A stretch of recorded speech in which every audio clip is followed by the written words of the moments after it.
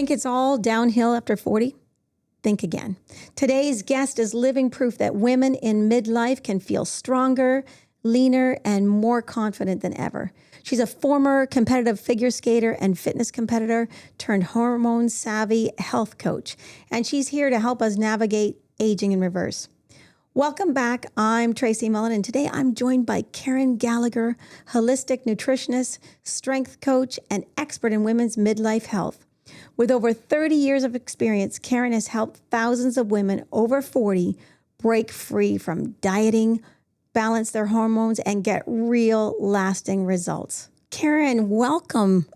So I have known you, we were just talking about 20 years now. Yep. I was in real estate. I was always on the road. I didn't food prep. I was getting chubby and I wasn't working out. And I met you online, I think it was back then. I don't really remember. Maybe it was referral. It could have been referral. I think. Okay, referral. And I started working out with you a couple of days a week. And then before long, I was in this coaching group, and it was called a dream group. And in this dream group, I had to decide, what did I want to dream about? What do I want to do? I go, I'm going to have the body of my life. And so I came to you and I said, Karen, before I go to this class, I need to have like this big dream. I think I want to have the body of my life. And you were like, what? And we did it. Yeah, we did it. Yeah. We did. Yeah. Thank you so much for having me here today, Tracy. But yeah, it's 20 years. It flies by really quickly, right? It really does. And, I did the show I did an actual fitness show when I was 40 or 41. And I really did have the body of my life. And that was probably the hardest thing that I've ever done in my life. And, the reason that I did it is I actually wanted to prove that I was disciplined. I thought, I'm not disciplined. I don't make my own food. I don't go to the gym regularly. And I thought, this would be a great way to show that I'm disciplined. And I don't know how you do it. So you've been a fitness competitor most of your life. Are you still in fitness competitions now? No, not at this time. So Okay. I was dabbling in and out of fitness competitions for probably about 15 years of my life, which is that's a long time for a fitness competitor because, as you know, it's very challenging. It's very demanding. The workouts, you're working out 6-7 days a week. You're very, regimented with your meal plans and everything. And social life is kind of out the window. Yeah. It was about 15 years where I did that. My last show was when I was 40. Yeah, when I was 40. So 10 years ago, I'm 50 now. Right. So when I turned 40, I thought, you know what, I'm just gonna, pull out the stilettos one more time and give this one more shot. And I did, and just to say I did it. But yeah, it was fun. It kind of, I guess it challenged me in the sense because I've always been an athlete my whole life, right? So I always wanted to have kind of like that carrot to dangle in front of my face. Right. So it always, it was always something that I enjoyed doing. And then it just got to the point where, when I got into my 40s, my goals were different, right? How I showed up in terms of my fitness and my nutrition drastically changed. And that's something that I share with a lot of women, through my coaching practice today. Right. Well, now you started out, first of all, as a fitness, not just a fitness competitor, but you were a figure skater first, right? Yeah. So was that at the competitive level as well? Yeah, I was at the Canadian national level. So I did that when I was 6 years old, all the way up until, I guess I was about 18, 19 years old. And when I went to university, I just didn't have the time. I lost the passion for it. And then I got into coaching on ice. I was coaching the little ones. I was coaching adults. I was coaching, competitive skaters. And then I started to kind of dabble a little bit more with the off-ice conditioning with the competitive figure skaters. Then I started working with NHL hockey players. And then I was working with soccer players. And I kind of, started realizing, I have more of a passion with the off-ice kind of component of fitness and versus the on ice. And that's kind of where I fell into the fitness, into coaching people. And, after that, I just snowballed into, specializing with women's fitness and health. Right. And now you're really specializing in women over 40. Yes, correct. Right. Yeah. When I think about even what transformation my body's gone through and how I've struggled with, even if it's only 2 or 3 pounds. Yesterday I could fit into my pants. Today I can't. Yes. Right? So let's talk a bit about hormones and how they play such a role in in shaping who we are. Yeah, no, they play a huge role. They always have. It's just when we get into our 40s and 50s, perimenopause, menopause, like postmenopause, we start noticing those changes dramatically, right?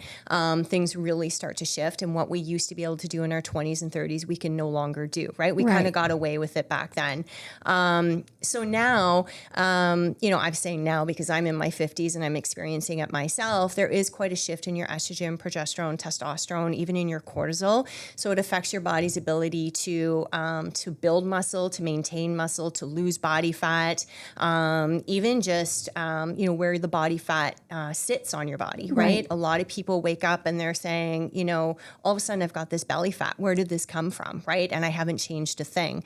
So those are some things. Definitely hormones play a huge part in it, but also lifestyle. We get to a point in our 40s and 50s where life is busy, careers are getting busier. We're kind of in that sandwich effect where we have, our children are getting out of the house. We're empty nesters. We got aging parents to look after. We've got a lot on our plate, right? Managing households and, careers and that sort of thing. So we really have to look at that component as well, too. We start missing out like, okay, I'm not really focusing that much on my nutrition. I'm really not putting that effort into the gym or my daily movement and that type of thing, or stress management and sleep. So all those things are important. That lifestyle, that's like your foundation. And then from there, yes, the hormones do have a huge impact, right? But the lifestyle is kind of your foundation to all of that. Right. Well, I sailed through giving birth. So I thought, oh, that's hormones, no problem. I'm probably not going to have hot flashes, whatever. Oh, I was like a microwave. Can we talk about can fitness or even your food, your nutrition, can it play a role on helping you with hot flashes? 100%. Okay. Yeah. So I find in the first phase with my coaching program, the main focus is balancing the hormones, supporting the hormones, gut health, and then increasing the metabolism. And I find within anywhere between 2 to 4, maybe 6 weeks, but usually the sweet spot is 2 to 4 weeks, women start to see those symptoms decrease, if not be completely eliminated. So hot flashes are a big one for women. The brain fog, low energy, motivation, bloating, indigestion, acid reflux, a lot of those things. I've had it all, Karen. I've had it all. Yeah, there's about, I would say, 70, 80 different symptoms associated with perimenopause and menopause. Right. That a lot of women, itchy ear. Who knew an itchy ear was part of perimenopause? No, I didn't know that. So yeah, there's a lot of things. And so the foundation, which is your nutrition, your daily movement, sleep, stress management, that's going to have a huge impact. So without doing that, it's really hard to make any shifts with the hormones. And, HRT is totally out of my, spectrum. That's obviously for a medical doctor. But, unless you're doing all the lifestyle, even if you do the HRT, you're going to notice that it's not going to have a huge impact. The impact is going to be mainly with that lifestyle piece. Right. Well, I was one of those women that couldn't do the HRT because I actually had a heart issue during hormones. And, it could have just been caused by hormones. Right. Not really sure. But I had that. I had the hot flashes and the sleep. If I could just get a good night's sleep, that would be amazing. Yeah. A lot of women experience that. Yeah. Right. So what suggestions do you have for somebody that's listening today and is having some hot flashes and they can't sleep and maybe they're not really taking care of their health or their nutrition? Any examples of things that you could offer for us today? Yeah, absolutely. So nutrition is 80% of the picture. That's where I start in my first phase of my programming. The nutrition is super important. Exercise is only about 10 to 15% of that. Right. So, a lot of women that are coming to me are typically over-exercising. They're not eating enough calories. They're not eating enough protein and fiber. So there's 3 things. There's 3 things. So nutrition is really, really important, ensuring that you're getting enough protein, making sure you're getting enough fiber. That's going to help obviously maintain the muscle tissue. It's going to help build and repair the muscle tissue, but as well, the fiber is going to help balance your sugar, like your insulin levels. As we get into midlife, as our estrogen starts to decrease, it affects our insulin sensitivity. So that is an important piece to the picture, is the protein and the fiber to help with that. that. And then obviously that's going to help with, your metabolism, the rate at which you burn calories, where you store your body fat. Building muscle is another important thing. On average, when we're in our mid-20s, early 30s, we lose anywhere between 3 to 8% of our muscle tissue per decade. So when we're in our 40s and 50s, that starts to accelerate. So it's really important that we focus on building more muscle tissue. Maintaining what we do have, and then also using our nutrition to support the recovery and maintenance of it as well. And then stress and sleep. It's huge. I've had so many women walk through my practice, and they seem to be doing all the right things. They're eating well, they're exercising, it looks great on paper, and then they're burning the candle at both ends, right? Or they're not getting enough sleep, and they think, I'll just push through it, right? It doesn't have anything to do with my weight loss or my health or longevity or anything like that, right? We kind of get into that, hamster wheel kind of mode. But it is really important. And stress is not just, being, I'm so stressed out. You know what I mean? Obviously that contributes, but it's the chronic stress over time. So it could be coming from your career. It could be coming from your household. It could be coming from, like I said, empty nester. Right. It could be, aging parents. It could be environmental stressors. It could even be the foods that you're putting into your body that causes excess inflammation. So all of these things are different stresses on the body on top of not sleeping well, right? So it's sleep and stress are huge, really, really important. Yeah, I feel that for sure. If I don't get enough sleep, the brain fog was really bad for me as well. I feel like I'm out of that stage now where I just couldn't seem to think properly, right? Yeah. It's a real thing. It is. I was just coaching a client today about brain fog, and I went through it last year. I just started HRT last September, and I had a really tough year last year because I'm doing all the things right. Like I'm exercising. I'm probably one of the better people for that just because I'm in the industry, right? But my brain fog, it was real. I thought women were kidding me when they were talking about brain fog, but it was words wouldn't even come into my brain. I would, I've known you for 20 years. I'd forget your name. Right. Like very embarrassing. Right. So, I totally understand that. But, even with the lifestyle piece, it does help, for sure. But it just shows that sometimes it goes a little bit beyond that as well, too. I always say start with the lifestyle and then kind of visit HRT further down the road if that's something that you are open to or able to do. Right. Well, my daughter's a physician. And I know for me, I used to think I'm going to have dementia when I get older because I can't get my words out. I can't speak clearly. I just couldn't get the word. Actually, earlier, I couldn't get the words out either. So it just happens, right? Yeah. For sure. So my one friend, Lori, talks about the yo-yo diet. Whether you're 15 or you're 25, it just seems like women are so focused on their body weight rather than, being strong, which is what we're starting to hear more now is like, cardio may not be the HIIT programs that we've done when we were younger may not be the best thing for us now. Yeah. Is it true that weights are more important now than cardio, or is there a balance somewhere? There is a balance. It really depends on the person. It really depends on the woman. It depends on where she is currently at in her fitness and health journey. It depends on her lifestyle. It depends on, other demands in life, that she has on herself. So there's many things that do come into play for that. I teach people like strength is very, very important at this stage in our life for sure. Building, maintaining muscle tissue is really, really important through, lifting weights, progressive overload in the gym. And that will look different from person to person. Correct. I have some clients that have come to me where they're just starting out with 10-pound dumbbells, right? And then they're just going to kind of gradually progress with that over time. I have some people that are athletes right now that just completed a marathon and they're lifting 4 or 5 days a week. But it just really depends on the individual. So there's really no, specific formula or anything. So definitely building muscle is really, really important. Cardiovascular is important for our heart health. We do need to make sure that we're moving. We are in a society now where we don't move as much. I'm a fitness trainer and I sit behind my desk 8 to 10 hours a day. So, I have an Aura ring. I used to, I'm tracking my steps. And when I first started, tracking, I was only at 2,000 steps. And I thought, oh my God, I'm a fitness professional. How's that possible? How is that possible? So the average person is probably only getting maybe 2,000 or 3,000 steps a day, depending, especially if they're sitting in front of a computer.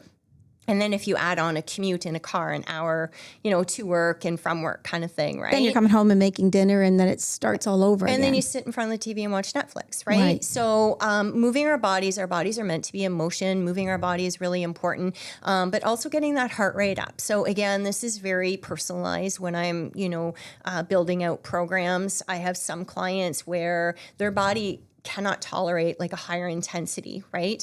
So I just have them walking or doing like, say, a hill walk or something like that. I do have clients that can take on more higher intensity. So 1 to 2 times a week, I do have them doing like, say, a HIIT or a sit program, which is where you're elevating the heart rate up, about 80% of your max, and then you're taking a break after that. So you're training a little bit more athletically that way. So again, it's important to have. It just depends where you're at in your fitness journey. Flexibility is another thing. A lot of people forget about. Touching our toes. I know. Being able to bend over. I look at my parents. They can't bend over and balance to tie up their shoe, right? I want to, when I'm in my 70s and 80s, to be able to do that, My mom is 82, and she pops down on that floor to play with the great grandkids like she's a teenager. Exactly. That's what I want to be able to do. Yeah. And that's, for myself personally, that's how I've shifted my mindset for me, it was always being super athletic. Now, mind you, I'm still that way, but it was all about, being athletic, a certain aesthetic, that type of thing. Now I've switched my mindset to more longevity.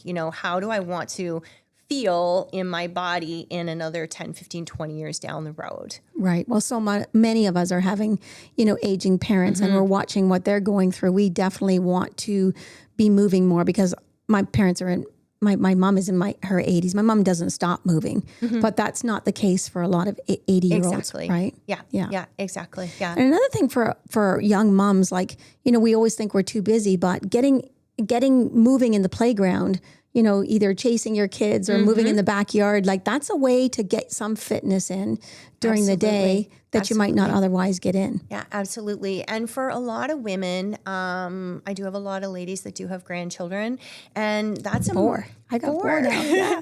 That's amazing. Yeah. And you don't look like a Thank grandma. you. Thank you. I am. And, that's motivation. Yeah. So many of the women, when we're setting goals, that's their why. Understanding, that's a really, really important piece is understanding your why, because that's what's going to connect you to your goals. That's what's going to keep you motivated and keep you moving forward, right? So, grandchildren, being able to, sit down on the floor and play with them or chase them around the playground, that's motivation for a lot of people. I think it's an amazing goal. Well, that would have been mine when I first had my first grandchild. I have this pelvic tilt issue that's so painful. And picking up my new grandbaby was just like, it was excruciating.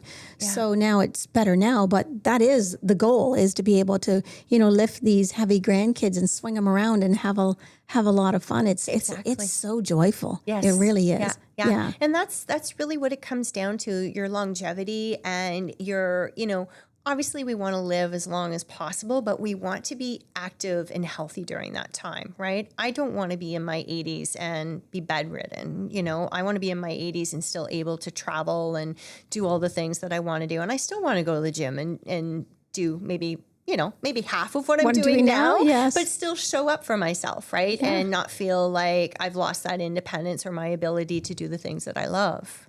Right. Tell me a little bit about protein, because I feel like people are really confused by that. Like, I'm a pescatarian. So pescatarian is I eat seafood, and I don't eat chicken. I don't eat meat. It's just my thing.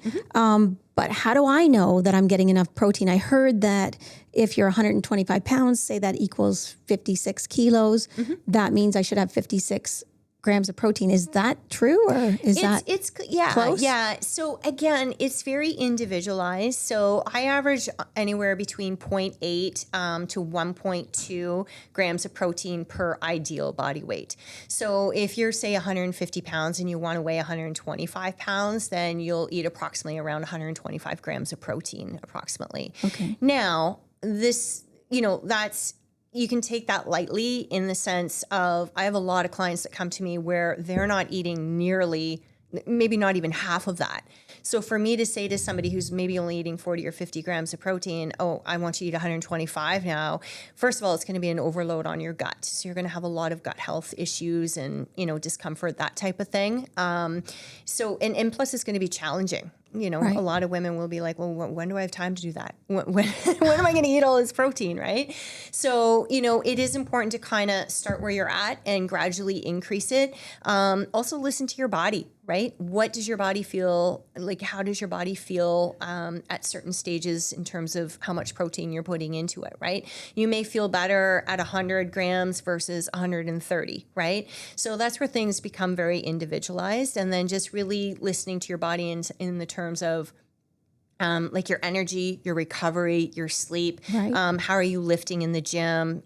How is your power and your strength in the gym? That type of thing as well too. Right. I know that, and my friend and I were just talking about this the other day, Karen, is that when we don't get the proper nutrition, like we automatically go to sugar.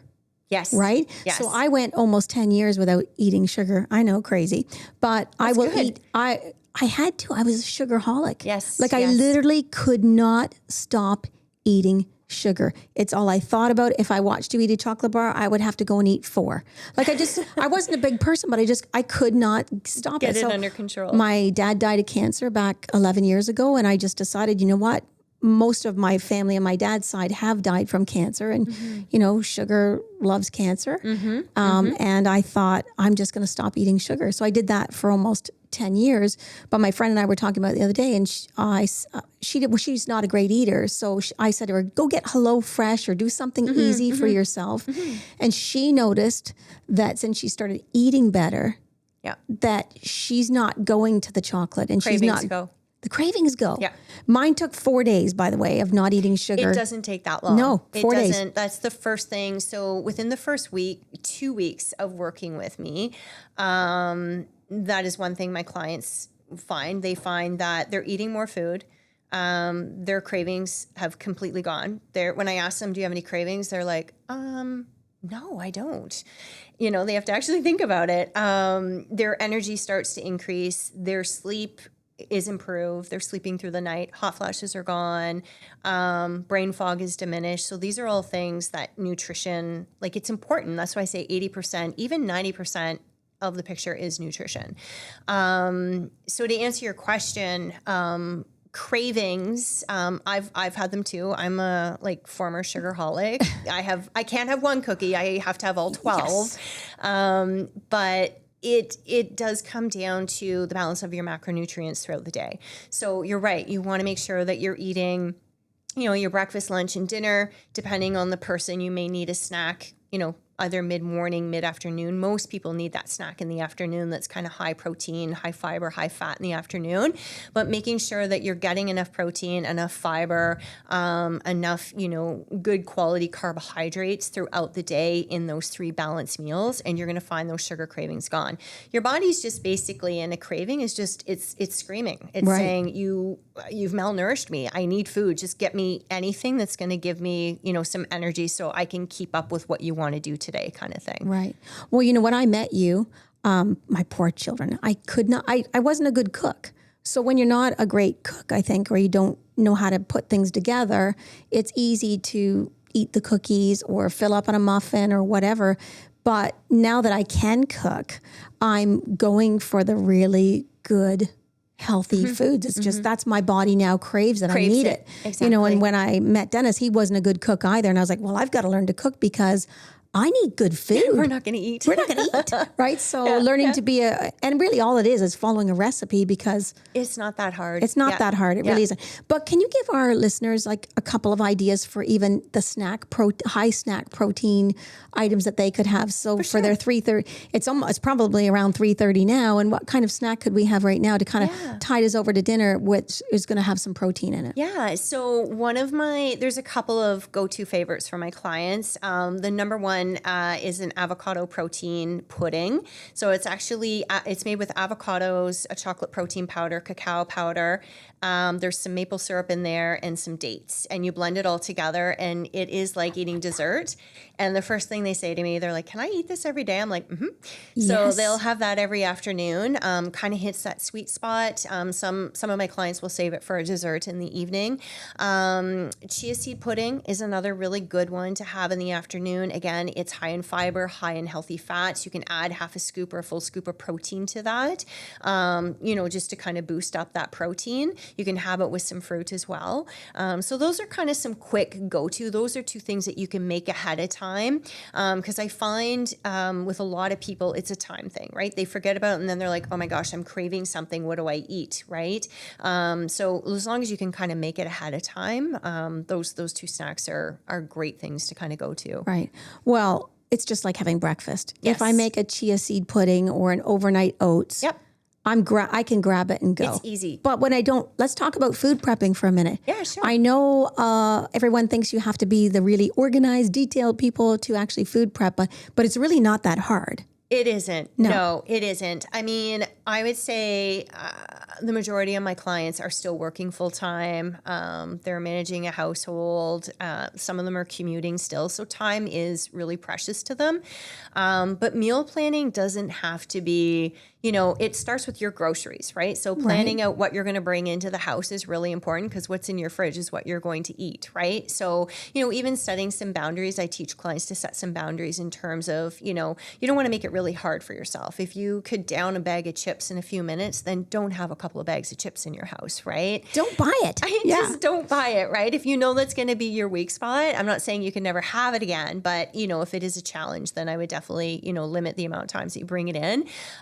But meal prepping is, for me personally, I cook maybe 2 or 3 times a week, but I batch cook. So when I do cook, if I'm barbecuing or if I'm, turning the oven on, I cook enough for 2 or 3 evenings or lunches, that type of thing, right? That's smart. It's just easy. You're already chopping vegetables. You're already it's not much harder to put 6 chicken breasts in the oven versus 2 chicken breasts, right? So that way you do have food in the fridge. If you do want to pull some chicken, shred it up and throw it into a salad, or you can roast up some vegetables, that doesn't take long. Air fryers are great. It's the best thing ever. I just bought one and I thought, what the heck? Why haven't I done this sooner? It's so easy just to throw a piece of salmon in there and some vegetables and you got a healthy meal in less than 20 minutes, right? So that's one way to meal plan. So like on a Sunday, let's say, which is when a lot of people would do their meal planning, you're just making extra chicken. Are you doing like sweet potatoes or overnight oats? Like what kinds of things are you preparing on a Sunday to get yourself ready for the week? Yeah. So, I mean, it really depends on the individual. So I have some clients that take Sunday to do their grocery shopping, to do their chopping of their vegetables, making sure it's all ready in the fridge, making sure their meats are all ready. Some of them will cook it ahead of time and prepare their lunches ahead. And then during the week, they'll maybe choose 2 or 3 nights out of the week where they're going to choose a different recipe and, maybe double it so that they have extra for the next night, right? I have some clients, I'm like this where, like I said, I would just cook extra whenever I cook, right? It's just easy for me, right? I find cooking everything on a Sunday is overwhelming. It's just, I can't sit in my kitchen for 4 or 5 hours Fair and enough. do that. So that's kind of my way of doing it. But definitely for stuff, like say for chia seed puddings and the quick snacks, definitely portion it out. As soon as you purchase it from the grocery store, that's the best time. You're putting it away, take an extra few minutes to portion it out. So it's easy, for example, nuts, you can portion that out into little Ziploc bags or containers. So it's easy to grab when you're on the go and you're not having to think, am I getting enough or am I eating too much of it? Right. Right.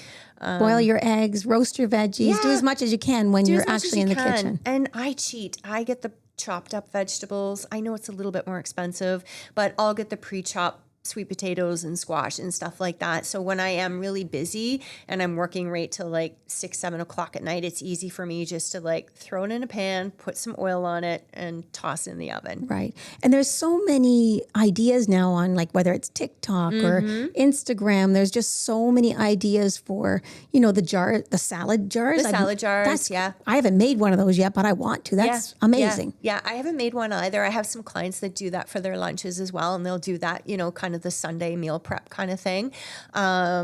Yeah, there's so many different things out there. I'm big into bowls now. I call them BASS, which is big ass salads. I love and that. they're essentially like bowls. So I have like a mixed salads, salad greens on the bottom, and then I'll put either chicken or salmon in there, which is done before. I'll do anything like chopped broccoli, chopped cauliflower in there, and then I'll do roasted sweet potatoes and avocado. And it's just I basically throw it all together. It takes like less than 5 minutes. So And I always make my own dressing because then I know what's in it. Like there's so many sugars in it. It's easy to do. I make it on whenever I'm making one salad, I just make enough for the week. And then, and it's honestly, people have the time. They just need to make the time, and it's not that much more time that they need to prepare these meals. And I always say, well, I don't have time to prepare a meal. And I said, well, are you eating meals now? Yes. Well, then obviously you have time, right? You just need to make different choices in terms of how you prepare it and what you're choosing to prepare, right? It's also, Karen, commitment. Yes. Like when you're committed to your health and you're committed to your fitness, you're going to make different choices. But let's just talk about fitness for a second. Mm-hmm.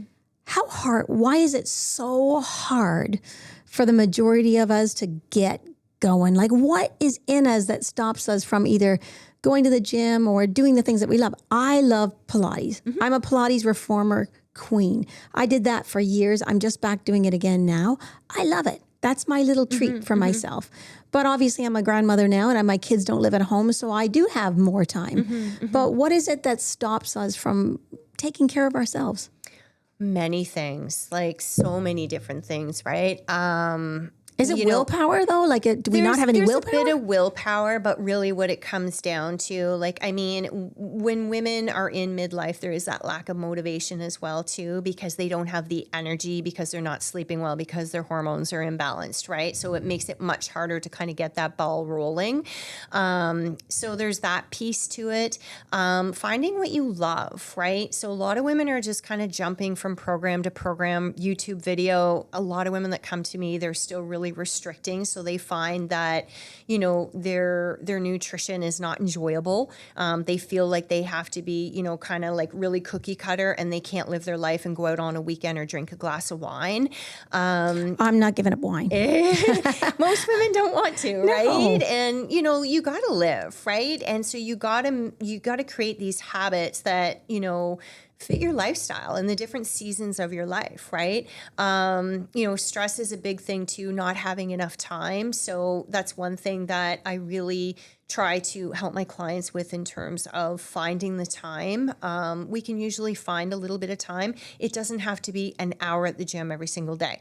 It can just be 20 minutes in your basement with some dumbbells and walking daily kind of thing, right? Mm-hmm. So it doesn't have to be, I think a lot of women halt because they're looking for this perfection and it's got to be a certain way. And if it's not, then what's the point in starting, right? So they're defeated before they even get out of the gates. Right. It's our damn mindset. I know, mindset is huge. How many times, what I used to do when I used to work out with you? I only went to see you twice a week, but during the other times, I didn't want to go to the gym. Yeah. But I would put my shorts, my shirt, and my socks, and my shoes, you taught me that, in a pile together. And then when I got up, it was staring me in the face. Yep. Yeah, I didn't have a choice because it was right there. I'm ready. I still do that. I've been doing that since I was I used to do that when I was figure skating. I'd have to, because I would be up at 5 a.m. to be on the ice for 6. Right. So I'd have all my outfit ready to hit the ice. And I've been doing that since I was 12 years old. It's amazing. And still to this day, because you're right. You walk in, whether it's in the bathroom or on your bed or where it's going to be, and you have no choice. It's like, okay, just throw my clothes on, get down there, do it. Get it done. Get her done. Right? Yeah. Yeah, I don't know why it's so hard to move, because when we move, we actually feel so good. Much better. So much better. I always say that to clients, when have you ever left the gym or had to work out where you're like, oh, that was a bad idea? Yeah. Very Never. rare. It's usually the opposite, where, I've driven to the gym and I've sat in the car for half an hour and I don't have motivation. I don't want to go in. Right. But then I convince myself, okay, just go in, do 10 minutes, see how you feel. And 9 chances out of 10, I have the best workout ever. And I come out feeling more energized and empowered. So, that once you kind of get that, habit established, it snowballs and it becomes easier, right? So I guess what you're saying is if you're sitting in the parking lot, you've got your gym clothes on, just go give her a try. Exactly. But what happens when sometimes we get defeated in our mindset and our mindset actually tells us, oh, no, you don't want to go do that. And we listen to that voice. Do you have any tricks for us? Yeah, a lot of the times what we miss is listening to our body. So we need to understand, why don't we have that motivation? There's usually a reason why. Is it because we're tired? Is it because we're overwhelmed? Maybe we got an injury that we're dealing with, right? So listening to your body is really, really important. Also, the perfectionist mindset. A lot of us struggle with that. I know a lot of women do. I know men do too, but I think more women do, in terms of, if I don't go in there and do the 45 minutes that my trainer or, whatever program I'm going to follow, what's the point of me doing it, right? So even just showing up for yourself in a different way, in the sense that it doesn't have to be 45 minutes. Maybe today it just means going into the gym and doing some stretching and leaving and going home and preparing a healthy meal, right? And I've been going through a challenging time in the last 6 months, and I've been really listening to my body and leaning into that. I haven't been hitting the gym 4 days a week. It's been usually 2 or 3 times a week, but I've been focusing on getting out in nature, getting fresh air, moving my body, because I know both physically and mentally that's going to help me. So, having that all or nothing mentality it's kind of a go-to for many, many people. But we want to kind of look at the bigger picture. We want to be consistent over a longer period of time. And what can we do most of the time that's going to add up to the results that we want to see? Right. So amazing. Yeah. Karen, you were such a big influence in my life, in my fitness journey. I think as parents, even when we teach our kids or we show through leadership that we're going to work out, we're going to go to the gym, we're going to take care of ourselves, we're going to meal plan or prep or whatever we're going to do.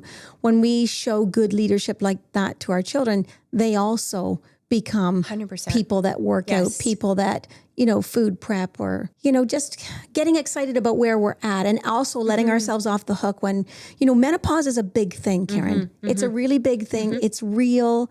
It doesn't feel great. Sometimes it's not, we don't know why we don't feel great, or we don't want to go to the gym. Well, it's because our bodies are changing. Yeah. Exactly. Yeah. And a lot of women feel that they're broken, that they, especially if they try to have a conversation with their doctor and they say there's nothing wrong, it's just the way things are and you have to go through it, right? But there are so many different things out there that you can do to help support your body during this time. Right. We're lucky that there's a lot of awareness about it. I know there's a lot of information out there, so it can be very confusing. A lot of women, by the time they get to me, they're kind of spinning. They're just not sure what to do. Right. But, it's just, being very strategic in terms of, your nutrition, your fitness, stress management, sleep. Those things are all really important. It's very individualized, as I mentioned before, right? So I always reassure women that they're not broken. There is something you can do. I have a lot of women that are in better shape in their 50s than they were in their 20s and 30s. And they have way more energy, and they're like, they can keep up with their 20-year-old daughters, or 23-year-old daughters. So I think that is, very empowering for women, because we think we get to a certain age. Oh, I'm 50, I'm old, We are not old. We're not old. We're not old. No, we're just beginning. And we still have so much time, right? And there's still so much you can do, right? Right. And think of it this way. Our next phase of our life is going to be retirement. And at the end of the day, I want to be able to retire and be healthy. Yes, right? yes. And do all the things you love to do. Right? Exactly. Right. I want to golf. I want to play pickleball. I want to still go to the gym. I want to do all those things and, live a really healthy life. Yeah. Let's finish with a little quick rapid fire, can we? Your go-to post-workout snack? I would say it's actually a meal. It would be one of my power bowls. So your big-ass salad? Yeah, my big-ass salad. Okay, great. Worst fitness trend of the 1990s? I'd have to say the step classes and jazzercise. Ooh, yes, that was not good. What about cardio or weights? Both. Both, okay. What makes you feel the strongest? Lifting weights. Oh, I love it too. Biggest gym pet peeve? People who sit on a machine and occupy it and scroll on their phone. Move, people. That's why you're at the gym. Favorite guilty pleasure meal? I have a couple things. Sushi Cookies and butter tarts. I remember the butter tarts. Didn't you used to always sneak some dark chocolate too? But that's not considered a treat. Chocolate I'll do, yeah, but those would butter be my, tarts. yeah, that would be my Did your mom make a good butter tart? Is that why? Yeah. That's why. Yeah. Okay. One thing women over 40 need to hear more often. That they're not alone in this process, that they can start over and that they can feel confident and strong in their body in their 50s, 60s and beyond. Great. Beautiful, strong, beautiful women. Good. Yes. One thing you wish you knew when you were in your 30s. Oh gosh, not being so perfect, being a perfectionist. And I struggled with that a lot. Now just letting things go and listening to my body more and giving it what it needs. And it's interesting because since I started doing that, it responds in a completely different way. Wow. Yeah. Amazing. Karen, can you tell our listeners where to find you? And are you offering coaching online still? Yes. Okay. Yeah. So all my coaching is online. I do both. I'm a registered nutritionist and fitness expert. So I specialize in both the nutrition and the fitness piece. Everything is custom. Everything is one-on-one, obviously.